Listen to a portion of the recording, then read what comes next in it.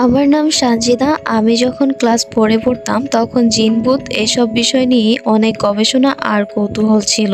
একদিন রাতে আমি আমার রুমে একাই বসেছিলাম। হঠাৎ মনে হলো আমার রুমে যেন আরেকজনের উপস্থিতি আছে। চারপাশটা একদম নীরব, তবুও আমি বারবার অনুভব করছিলাম কেউ একজন আমাকে দেখছে। আমি বিষয়টা বোঝার চেষ্টা করছিলাম। এমন সময় হঠাৎ সেই নীরবতা ভেঙে একটি কণ্ঠস্বর শুনতে পেলাম। সেটা হলো, সে বলল, ভয় পাবেন না, আমি আপনাকে কোনো সমস্যা করব না। আপনার নাম কি?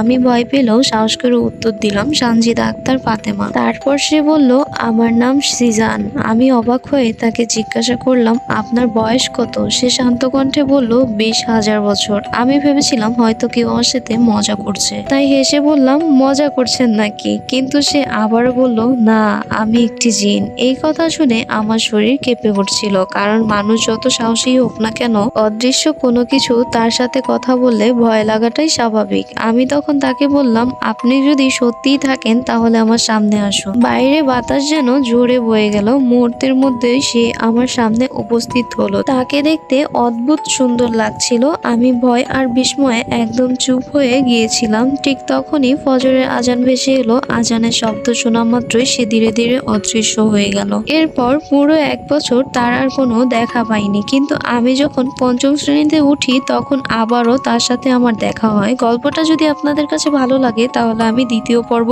শেয়ার করব। এই ঘটনাটি একটি আপু শেয়ার করেছে, তাই তোমরা যারা যারা এর 2য় পার্ট চাও অবশ্যই কমেন্টে জানিও। Bye bye.